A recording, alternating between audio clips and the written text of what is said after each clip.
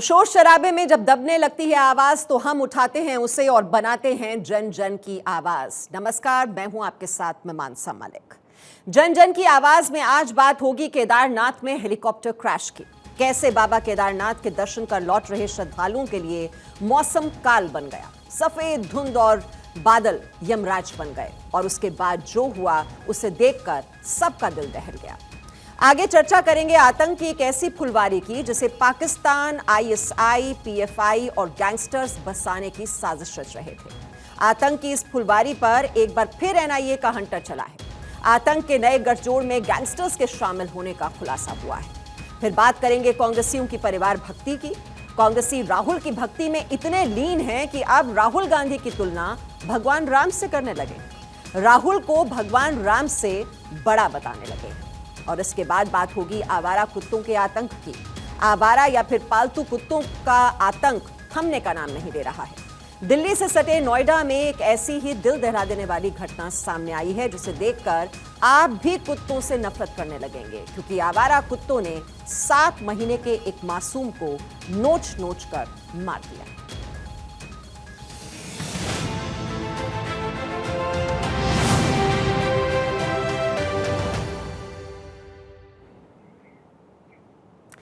केदारनाथ में एक बार फिर से हेलीकॉप्टर क्रैश हुआ है। इस बार श्रद्धालुओं का हेलीकॉप्टर खराब मौसम का शिकार हुआ।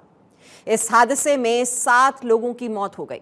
हेलीकॉप्टर के उड़ान भरते ही अचानक मौसम खराब हो गया और वो एक पहाड़ से जा टकराया। अब डीजीसीए और सीएम पुष्कर सिंह धामी ने हेलीकॉप्टर क्रैश की जांच के आदेश दिए।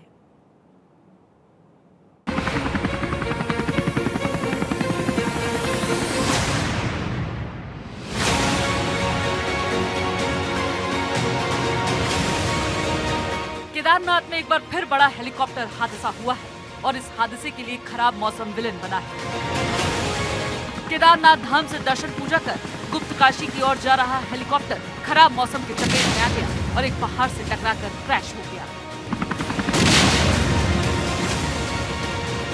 हेलीकॉप्टर के टकराते ही धमाका हो गया। देखते ही देखते हेलीकॉप्टर आग के गोले में तब्दील हो गया। हेलीकॉप्टर में बैठे 7 लोगों की मौत हो गई। ये हादसा केदारनाथ से 2 किलोमीटर दूर गुरूर चट्टी के पास हुआ है। हादसा इतना खतरनाक था कि शव कई हिस्सों में बट गए। तो आर्यन एविएशन जो हेलीकॉप्टर कंपनी है, उनका कंपनी का हेलीकॉप्टर था। उसमें जो पायलट साहब का नाम है कैप्टन अनिल, वो मुंबई से है बता रहे हैं। केदारनाथ से नीचे गुप्तकाशी की तरफ जाते वक्त जो है उनका घटना हुआ। एक्चुअली जो अभी तक का जो जानकारी है वो ऐसे बता रहे हैं कि जब टेक ऑफ होकर के वो लगभग गरुड़ चट्टी जो लगभग 3 से 4 किलोमीटर दूरी पर है। केदारनाथ में भीषण हादसे के बाद सीएम से लेकर पीएम मोदी तक ने दुख जताया। बता दें कि हेलीकॉप्टर को केदारनाथ जाने में कई बार 2 संकरी घाटियों से होकर गुजरना पड़ता है। इस दौरान अगर कोहरा और बादल हो तो ये सफर जानलेवा बन जाता है और हुआ भी कुछ ऐसा ही। अचानक मौसम खराब होने के कारण आर्यन कंपनी का हेलीकॉप्टर हादसे का शिकार हो गया। आपको बता दें कि गुप्तकाशी से केदारनाथ तक यात्रियों को ले जाने के लिए कई कंपनियां हेली सर्विस प्रोवाइड करती हैं। आर्यन एविएशन भी इसी में शामिल है। आर्यन एविएशन केदारनाथ में संचालित करती है हेलीकॉप्टर सेवा। गुप्तकाशी से हेलीकॉप्टर में सवार किए जाते हैं यात्री। 6 सीटर बेल 407 हेलीकॉप्टर का ज्यादा इस्तेमाल। आर्यन एविएशन के पास AS355N, AS365N2, HB407, HB407 जैसे हेलीकॉप्टर। दिल्ली मोतीबाग में है आर्यन एविएशन का हेड ऑफिस। सुरक्षित और सस्ती यात्रा का दावा करती है आर्यन एविएशन।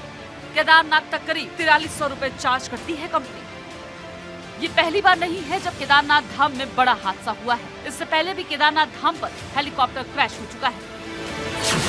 केदारनाथ त्रासदी में 25 जून 2013 को सेना का MI-17 हेलीकॉप्टर क्रैश हुआ था।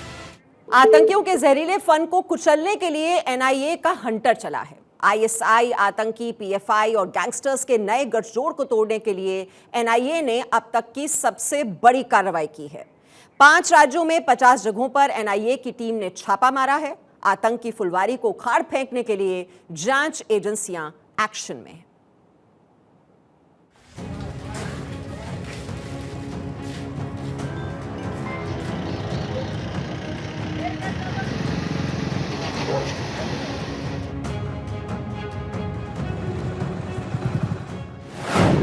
आतंकी, आईएसआई और गैंगस्टर्स की तिकड़ी।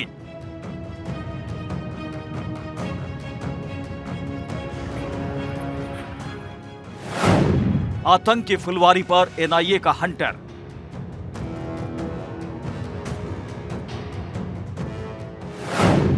पांच राज्य, 50 ठिकानों पर छापा।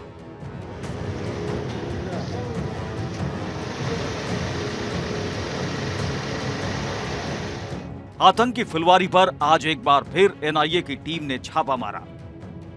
आतंक को जड़ से खत्म करने के लिए भारत में आतंकी और गैंगस्टर्स की नई गठजोड़ को मटियामेट करने के लिए एनआईए एक्शन में है।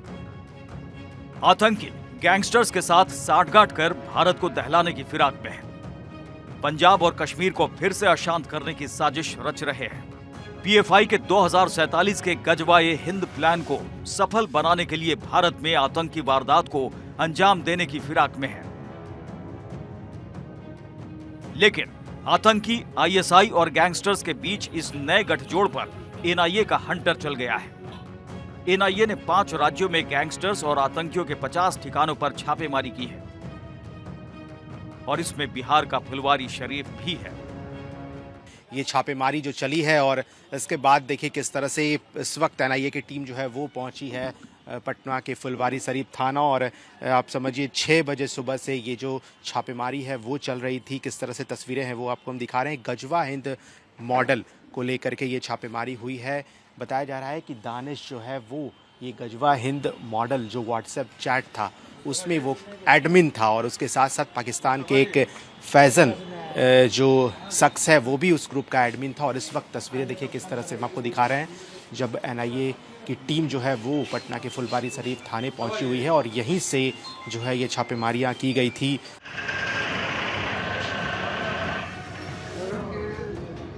पटना के फुलवारी शरीफ में एनआईए की टीम पीएफआई आतंकी दानिश और उसके राजदारों के घर पर छापा मारकर कई अहम दस्तावेज अपने साथ ले गई। बिहार में आईएसआई पीएफआई के सहारे आतंकी साजिशों को अंजाम देने की कोशिश कर रहा था, तो दूसरे राज्यों में आईएसआई और पाकिस्तानी आतंकी गैंगस्टर्स के जरिए भारत को दहलाने की साजिश रच रहे थे। और आतंक के इस नए गठजोड़ को तोड़ने के लिए एनआईए की टीम ने दिल्ली, पंजाब, हरियाणा, राजस्थान में गैंगस्टर्स के अड्डे पर छापेमारी की। झज्जर में गैंगस्टर नरेश सेठी, बठिंडा में जग्गा जंडिया के घर पर रेड, नाहरपुर रूप में गैंगस्टर कौशल चौधरी, अमित डागर और संदीप बंदर के भाई अनिल के घर छापा। मानसा में गैंगस्टर दीपक टीनू की महिला दोस्त जतिंदर कौर के घर पर छापा। सोनीपत में लॉरेंस बिश्नोई गैंग के शार्प शूटर के घर पर छापेमारी। भारत में आतंक की इस नई फुलवारी को बसने से रोकने के लिए जांच एजेंसियां एक्शन में है। एनआईए लगातार छापेमारी कर रही है। एनआईए की छापेमारी के बाद पंजाब से लेकर हरियाणा तक खलबली मच गई है। हरियाणा के गुरुग्राम में नाहरपुर रूपा में जैसे ही एनआईए की टीम पहुंची, बदमाश अनिल का पूरा परिवार फरार हो गया। झज्जर में गैंगस्टर नरेश सेठी के घर पर एनआईए की टीम ने सुबह 4 बजे छापा मारा। करीब 5 घंटे तक एनआईए की टीम वहां मौजूद रही। नरेश सेठी हत्या और फिरौती समेत कई मामलों में फिलहाल तिहाड़ जेल में बंद है। पंजाबी सिंगर सिद्धू मूसेवाला की हत्या में शामिल लॉरेंस बिश्नोई गैंग के शार्प शूटर के घर हरियाणा के सोनीपत में जब एनआईए की टीम ने छापा मारा तो पूरे इलाके में हड़कंप मच गया। भारत में पनप रहे आतंकियों के नए खेप के सिर को कुचलने के लिए सरकार ने एनआईए को खुली छूट दे दी है और अब एनआईए की टीम आतंकियों के फन को कुचलने में जुट गई है। Bureau report, Bharat 24। जो करोड़ों हिंदुओं के आराध्य हैं, जिन्हें पूरा हिंदुस्तान पूजता है, वो भगवान श्री राम कांग्रेस सांसद राहुल गांधी के सामने छोटे हो गए हैं। परिवार की भक्ति में लीन कांग्रेसियों ने राहुल गांधी की तुलना न सिर्फ भगवान राम से की है, बल्कि राहुल की भारत जोड़ो यात्रा को भगवान राम की अयोध्या से श्रीलंका तक की यात्रा से बेहतर और बड़ा बता दिया है।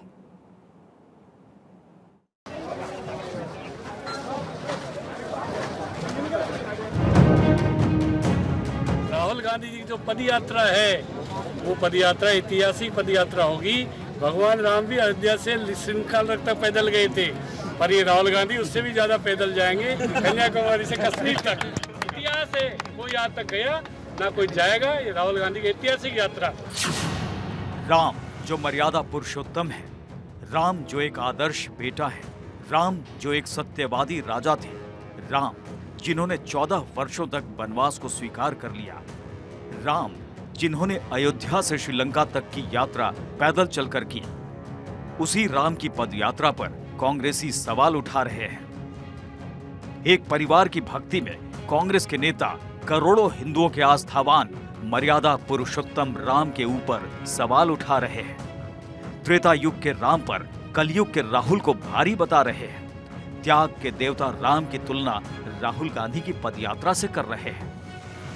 कुर्सी के लिए राहुल गांधी पदयात्रा कर रहे हैं, ये तो जग जाहिर है। लेकिन अब इसी कुर्सी के लिए कांग्रेस नेताओं की नजर में राहुल गांधी भगवान राम से बड़े हो गए हैं।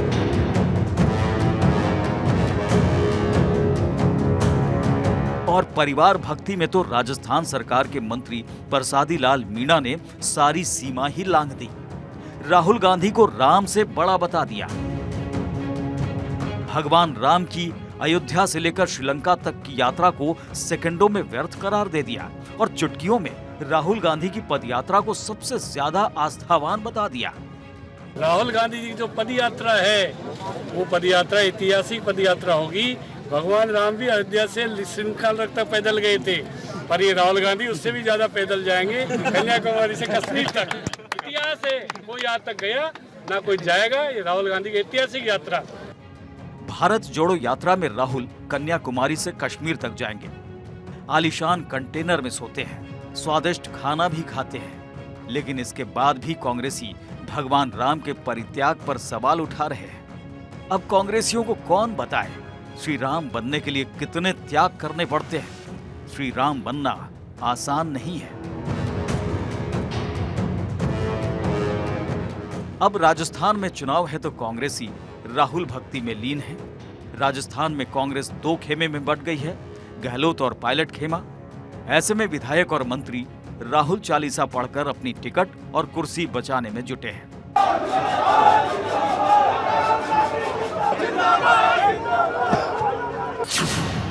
हिंदुओं का अपमान करना कांग्रेस का काम हो गया है।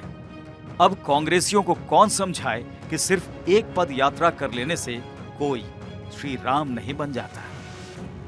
Bureau report, Bharat 24।